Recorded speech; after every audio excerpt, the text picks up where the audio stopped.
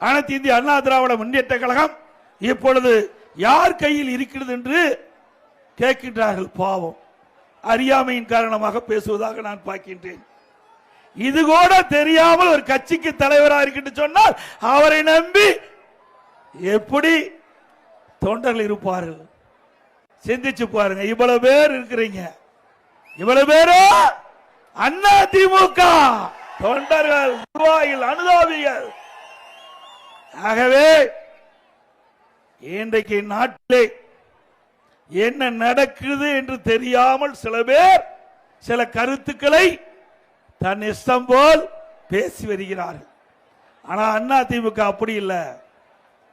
நம்முடைய தலைவர்கள் தோற்றுவித்த கட்சி, நம்முடைய தலைவர்கள் தோற்றுவித்த கட்சி. ஏழைகள், ஒடுக்கப்பட்டவர்கள், நசுக்கப்பட்டவர்கள், தாழ்த்தப்பட்ட மக்கள், அவர்களுக்காக எண்ணற்ற திட்டங்களை தீட்டி நடைமுறைப்படுத்தி அதன் மூலமாக ஏற்றம் பெற்ற கட்சி அண்ணா திமுக கட்சி.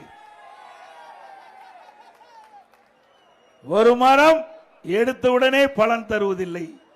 முதலிலே செடியை நடுவோம், அதற்கு தண்ணி ஊற்ற வேண்டும், அதுக்கு பராமரிக்க வேண்டும், எரு இட வேண்டும். அது மெல்ல மெல்ல பெரிதாகி மரமாகி பிறகு அந்த மரம் பூ பூத்து காய் காத்து கனி கொடுக்கும். அப்படித்தான் ஒரு இயக்கமும். எடுத்துடனே எந்த இயக்கமும் மக்களுக்கு நன்மை செய்துவிட முடியாது. அப்படித்தான் பொன்மனச்செம்மல் புரட்சி தலைவர் எம்ஜிஆர் அவர்கள் கட்சி தொடங்கப்பட்டு 5 ஆண்டு காலம் தன்னுடைய உழைப்பை கொடுத்து ஆட்சியை பிடித்தார். இதையும் புரட்சி தலைவியும் அப்படித்தான்.